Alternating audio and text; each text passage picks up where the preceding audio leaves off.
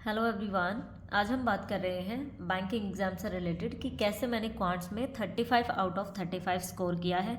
चाहे वो clerical level का एग्ज़ाम हो या पीओ लेवल का एग्ज़ाम हो, वो डिपेंड करता है कि किस तरह का एग्ज़ाम आया हुआ था। अगर ज़्यादा डिफ़िकल्ट एग्ज़ाम नहीं है then I score 35 out of 35। Otherwise मेरे 30 से अबव ही रहे हैं, मैक्सिमम टाइम 30 से अबव।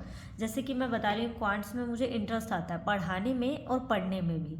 स्टार्टिंग में अगर मैं बताऊँ आपको, सबसे पहले जैसे जब मुझे पता था कि मैंने बैंकिंग की प्रिपरेशन स्टार्ट करनी है, सबसे पहले बेसिक सीखे किसी भी चीज़ से रिलेटेड। आप बेसिक सीख सकते हैं। जैसे स्टार्टिंग में मैंने फोकस किया सिंप्लीफिकेशन, अप्रॉक्सीमेशन के ऊपर। ये चीज़ें काफ़ी लोगों को ये लग रहा होगा कि सिंप्लीफिकेशन एंड अप्रॉक्सीमेशन तो सबको आता है, इसमें क्या सीखने वाली बात है। आता है सिंपल मल्टीप्लाई करना, लेकिन कैसे जल्दी दो दो डिजिट की कैसे जल्दी मल्टीप्लाई कर सकते हैं, 3 डिजिट में कैसे कर सकते हैं बिना स्पेस का यूज़ किए, मतलब बहुत कम स्पेस का यूज़ करके। जैसे स्क्वायर्स होते हैं, स्क्वायर्स भी नहीं पता था पहले मैक्सिमम कहाँ तक याद करने हैं। जैसे ये ट्रिक मान लीजिए 35 का स्क्वायर करना है, तो मतलब नॉर्मल याद रखना पड़ता था या मल्टीप्लाई करके देखना पड़ता था। लेकिन इसमें मुझे इस ट्रिक का पता चला कि जिसमें भी 5 होता है तो आप डायरेक्ट 25 लिख दीजिए, एंड ये यहाँ पे 3 है तो इससे बड़ा नंबर आपने 4 ले लिया, 3 एंड 4 की मल्टीप्लाई करनी है तो ये 1225। कुछ नई चीज़ें ट्रिक के साथ सीखने को मिली कि चीज़ें तो समझ में आ गई, लेकिन इनसे हमारा टाइम भी बच सकता है। ये चीज़ें बाद में समझ में आई। जैसे इसके अलावा अगर हम बात करें तो क्वाड्रेटिक इक्वेशन के ऊपर फोकस किया कि क्वाड्रेटिक इक्वेशन सीखनी है। उसके बाद हमें जैसे नंबर सीरीज सीखनी है, इनके भी कुछ टॉपिक्स करने हैं इस तरह से कि ये चीज़ें भी समझ में आ जाए। इनकी देखिए ये इजी समझ में आ जाते हैं जल्दी। क्वाड्रेटिक इक्वेशन एक बार प्रैक्टिस करना पड़ता है काफ़ी ज़्यादा, सीरीज़ में भी काफ़ी प्रैक्टिस करनी पड़ती है जिससे आपको ये पता लगे कि डिफरेंस से हो रहा है, डबल डिफरेंस से हो रहा है। एक बार आप प्रैक्टिस करना मतलब करने लग जाएंगे, करते रहेंगे तो चीज़ें काफ़ी ईजी हो जाती है। फिर आपको पकड़ मिल जाती है कि क्वेश्चंस को कैसे करना है। क्वांट्स में ये सारी चीज़ें आपके करने के बाद मेन इंपॉर्टेंट चीज़ें क्या आती हैं। इंपॉर्टेंट चीज़ आती है 4th नंबर पे। अगर मैं बात करूँ अर्थमेटिक एंड डीआई, ये दो अलग अलग टाइप की चीज़ें हैं, अर्थमेटिक एंड डीआई, जिनको सीखना बहुत इंपॉर्टेंट है। अगर बैंकिंग के एग्ज़ाम क्लियर करना चाहते हो, अगर क्वांट्स में अच्छा स्कोर करना चाहते हो तो ये सीखना ज़रूरी है। अब डीआई किस टाइप की, अगर तो हम बात कर रहे हैं सिर्फ प्री लेवल की, किसी क्लरिकल लेवल के एग्ज़ाम की बात कर रहे हैं, या पीओ की भी, लेकिन SBI PO and IBPS PO को छोड़ के बाकी एग्जाम्स की अगर हम बात करना चाहते हैं तो डीआई किस तरह की आएगी, ज़्यादा डिफिकल्ट नहीं, सिंपल ही टाइप के क्वेश्चंस आएंगे। आपको उसमें कुछ ही बोल देंगे कि उससे कितना परसेंट ज़्यादा है, कितना परसेंट कम है, सिंपल कैलकुलेशन के अकॉर्डिंग डीआईज होंगी। इसमें एक अर्थमेटिक के टॉपिक की ज़रूरत पड़ती है परसेंटेज, वो भी ज़्यादा नहीं, सिर्फ ये पूछेगा कि 2012 से 2011 के कंपैरिजन में कितना परसेंट बढ़ा, कितना परसेंट कम हुआ। तो आपको थोड़ा सा परसेंटेज अर्थमेटिक का टॉपिक आना चाहिए। बाकी आपकी डीआई प्री लेवल की होगी, सिंपल। अब अगर हम बात करें मीन्स लेवल की डीआई, तो उसके लिए आपको क्या पढ़ना पड़ेगा, डीआई की भी नॉलेज होनी चाहिए और साथ में अर्थमेटिक के टॉपिक्स की भी, क्योंकि उससे रिलेटेड आपसे डीआई पूछी जाएगी। प्री में क्या होता है ना, आपको जो क्वेश्चंस है, जो डाटा है, वो क्लियरली विजिबल होता है, आपको दिया होता है, लेकिन मीन्स में वो निकालना पड़ता है अर्थमेटिक की क्वेश्चंस के थ्रू। इसीलिए अर्थमेटिक इंपॉर्टेंट है। अर्थमेटिक भी किस तरह से, जैसे स्टार्टिंग में मैंने पढ़ा तो मैं बहुत ज़्यादा कन्फ्यूज़ हो गई, क्योंकि एक चैप्टर मैंने कर लिया, नेक्स्ट चैप्टर पे गई, वो कर लिया, उससे अगला कर लिया, तो पहले वाले के क्वेश्चन नहीं बन रहे। टाइम लग के बन जा रहे हैं लेकिन ऐसे नहीं बन रहे। जैसे मेरे साथ एग्ज़ाम में क्या हुआ, मैंने क्वेश्चंस कर लिए अर्थमेटिक के, हर टाइप का मैंने बेसिक्स अपना क्लियर कर लिया था। उसके बाद भी जब मैं एग्ज़ाम में क्वेश्चंस बना रही थी, जैसे मान लीजिए मैंने मॉक टेस्ट अटैम्प्ट किया, तो मॉक टेस्ट में मेरे साथ क्या हो रहा है कि उस टाइम, उस स्पीड के साथ, उस टाइम लिमिट के साथ वो नहीं सॉल्व हो रहा। मुझे सोल्यूशन ही नहीं समझ में आ रहा कि क्या सोल्यूशन होना चाहिए इसका। लेकिन जैसे ही वो मॉक टेस्ट सबमिट हो गया, उसके बाद क्या हुआ, 10 में से 5 से 7 ऐसे क्वेश्चन थे जो मैं अटैम्प्ट कर पा रही थी। 2-3 ऐसे क्वेश्चन थे जो मुझे नहीं समझ में आए, जिसका सॉल्यूशन देख के मुझे समझ में आए वो क्वेश्चंस। तो इससे मुझे दिमाग में ये चीज़ें आई कि मेरा बेसिक्स तो क्लियर है, लेकिन इतनी स्पीड नहीं बन रही अभी तक। बेसिक्स क्लियर हो गया, लेकिन ऐसी अप्रोच, ऐसी स्पीड, इतनी प्रैक्टिस नहीं हुई है कि क्वेश्चन को देखते ही हम सॉल्व कर दें। इसके लिए मैंने क्या किया, दोबारा से अर्थमेटिक के टॉपिक्स उठाए, लेकिन इस हिसाब से करना स्टार्ट किया कि मैं पहला टॉपिक करूं, जब मैं थर्ड टॉपिक पे जाऊं तो मैं फर्स्ट को भूल ना जाऊं। आप कैसे कर सकते हैं, टाइम एंड वर्क की बात करें तो सेम ही कंसेप्ट यूज़ होता है। पाइप एंड सिस्टम की बात करें तो सेम ही कंसेप्ट यूज़ होता है, बस हल्का सा डिफरेंस है। ये 5 चैप्टर ऐसे हैं आप इनको एक साथ कर सकते हैं एंड आपको कोई प्रॉब्लम फेस नहीं करने को मिलेगी। वर्क एंड बेसिस, इसके बाद आपका चैप्टर था ट्रेन और उसके बाद था बॉट एंड स्टीम।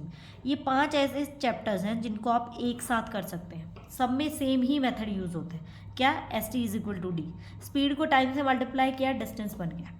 उसके बाद दूसरे क्या करिए आप उसमें परसेंटेज उठाइए। परसेंटेज भी बहुत इंपॉर्टेंट चीज़ है, क्लियर? परसेंटेज, फिर आप कर सकते हैं प्रॉफिट एंड लॉस कर सकते हैं। उसके बाद आप सिंपल इंटरेस्ट, कंपाउंड इंटरेस्ट कर सकते हैं। यहाँ पे आप एज का चैप्टर कर सकते हैं। तो ये चीज़ें हैं अर्थमेटिक की, इनको एक बार कर लीजिए। मैक्सिमम आपका 50% जो क्वेश्चंस होते हैं एग्जाम में वो इसी से आ जाएंगे। अगर हम इसमें परसेंटेज को भी इंक्लूड कर दें तो 60 to 70% इन्हीं में से आ जाएंगे आपके, और कहीं से आपको कुछ भी करने की ज़रूरत नहीं है। ये सब करने के बाद जितना हुआ प्रैक्टिस, उतनी प्रैक्टिस की। मॉक टेस्ट करना पड़ा तो मैंने मॉक टेस्ट में से पढ़ाई की है। मॉक टेस्ट में जितने अर्थमेटिक के मुझे क्वेश्चंस मिल रहे हैं, अगर मुझे कंप्लीट मॉक नहीं भी सोल्व करना ना, तो सिर्फ अर्थमेटिक एंड DI के क्वेश्चन सोल्व किए हैं।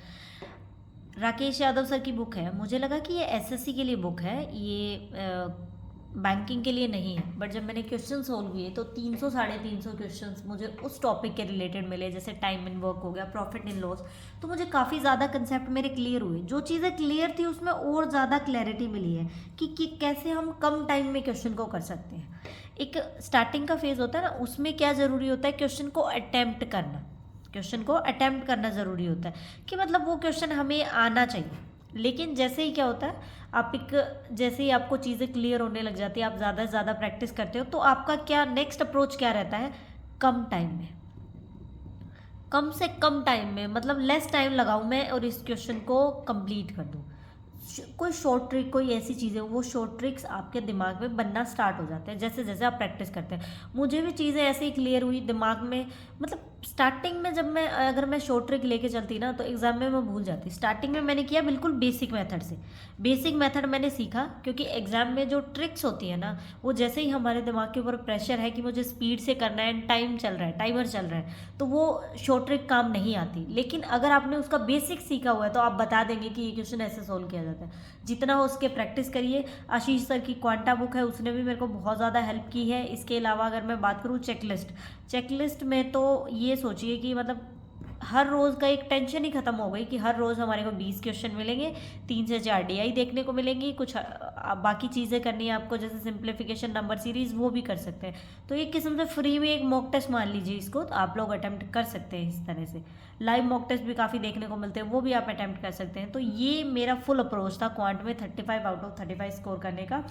जैसे ही मैं अटैम्प्ट करती थी एग्जाम को, सबसे पहले मेरी भी जैसे बाकी लोगों की तरह हैबिट है, सबसे पहले अर्थमेटिक पे नहीं जाते, मैं जाती थी सबसे पहले इजी चीज़ों पे, क्योंकि मेरा टारगेट ये रहता था कि पहली जो 5 से 7 मिनट में है ना, उसमें मैं 10 से 15 स्कोर करूँ। मतलब मेरा मैक्सिमम स्कोर मेरी पहली 5 से 7 मिनट में होना चाहिए, 5 to 7 मिनट्स के अंदर, जिसमें मैं सबसे पहले सिंप्लीफिकेशन कर लेती थी, नंबर सीरीज़ कर लेती थी, इसके अलावा DI के क्वेश्चन हो जाते थे, क्वाड्रेटिक इक्वेशन हो जाती थी अगर DI ईजी हो तो।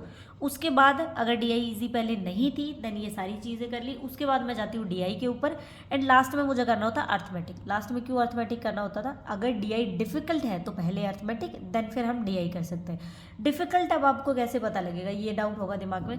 एक क्वेश्चन उठा के देखिए DI का, अगर उसको सोल्व करने में 2 से 3 मिनट लग रही है एंड स्टेटमेंट भी काफ़ी बड़ी बड़ी है, एंड मतलब इस तरह से लग रहा है कि काफ़ी कैलकुलेशन करनी पड़ रही है, तो आप उन चीज़ों को स्किप करते हैं। प्रैक्टिस से आपको ये पता लगेगा कि कौन सा क्वेश्चन आपको पिक करना है, कौन सा क्वेश्चन पिक करने के बाद बीच में छोड़ना है, क्योंकि वो सोल्व तो मैं कर लूँगी लेकिन उसमें टाइम ज़्यादा लगेगा।